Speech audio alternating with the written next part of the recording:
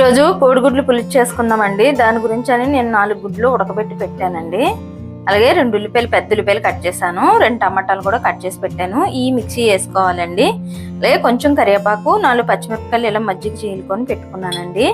కొంచెం బిర్యానీ ఆకు, 2 లవంగాలు, కొంచెం దాల్చిన చెక్క, ఒకటేమో స్టార్ పువ్వు, ఒక విలాచి. ఇవి మనం పులుసులో తాలింపులో వేసుకోవాలండి. నిమ్మకాయ సైజ్ అంతా చింతపండు కూడా తీసుకున్నాను. ఇంకోండి ఇప్పుడు ఇది మిక్సీ పట్టేసుకుందామండి. ఇంకోండి కళాయి పొయ్యి మీద పెట్టి 4 స్పూన్లు నూనె వేసానండి. ఇందులో కొంచెం పసుపు వేస్తున్నాను, గుడ్లు వేపుకోవాలి కదా.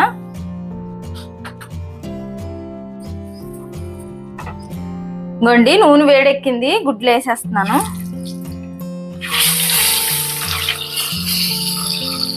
గుడ్లు కొంచెం లైట్ గా వేపుకోవాలండి.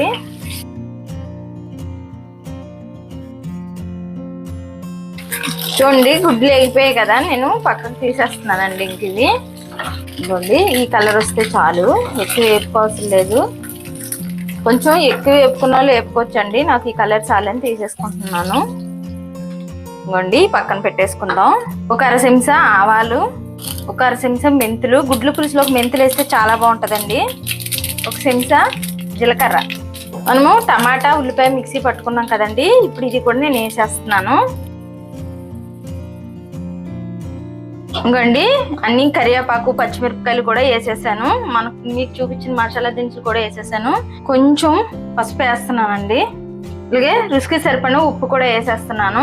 వేసేసి కలిపేసుకొని ఒక 5 నిమిషాలు మనం ఇది మూత పెట్టుకోవాలండి. టమాటా ఉల్లిపాయ పచ్చివాసన పోయే వరకు. ఇందులోనే కొంచెం అల్లం పేస్ట్ కూడా వేసేసుకోవాలి. ఇంకోండి 1 స్పూను అల్లం పేస్ట్ వేస్తున్నాను. వేసేసి మొత్తం కలిపేసి ఒక 5 నిమిషాలు మనం మూత పెట్టేసుకోవాలండి. టమాటా ఉల్లిపాయ పట్టేటప్పుడు కొంచెం బరకగా ఉండేలాగే పట్టండి, మరి మెత్తగా పట్టేయకూడదు పులుసుకి. ఇంక ఇలా కలిపేసుకున్నాం కదండి, 5 నిమిషాలు మూత పెట్టేస్తాను. ఇంకోండి 5 నిమిషాలు అన్నాను కదా, చూడండి వేగిపోయింది. ఇప్పుడు కారం వేస్తున్నానండి. 1 స్పూన్ కారం వేస్తున్నాను. ఈ కారం వేసిన తర్వాత కలిపేసుకొని 1 నిమిషం పాటు ఉంచుకొని మనం చింతపండు పులుపు వేసుకోవాలండి.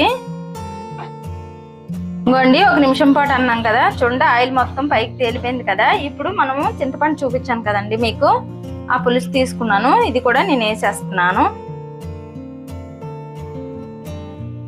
ఇంకోండి వేసేసాను. వేసేసి ఒక 5 నిమిషాలు మరగనిద్దామండి. 5 నిమిషాలు మరిగితే చాలు. ఇంకోండి పులుసు చూడండి తెరలి మరుగుతుంది కదా, అప్పుడు 1 స్పూను ధనియాల పొడి వేస్తున్నానండి. ఈ ధనియాల పొడి వేసేసుకొని కలుపుకొని ఇప్పుడు పెట్టుకున్నాం కదండి మనం పక్కన, ఈ ఎగ్స్ కూడా నేను వేసేస్తున్నాను.